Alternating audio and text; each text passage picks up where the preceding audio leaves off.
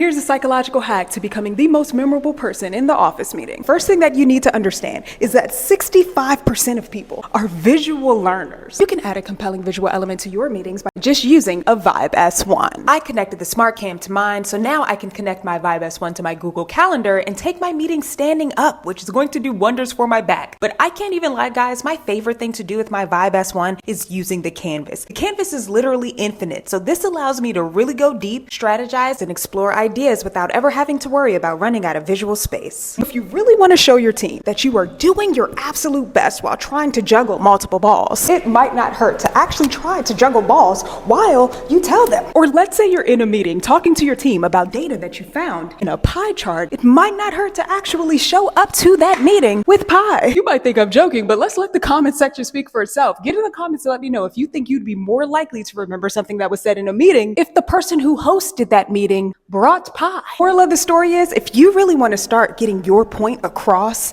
in meetings, head on over to my profile URL and find out how you can get your hands on a Vibe S1.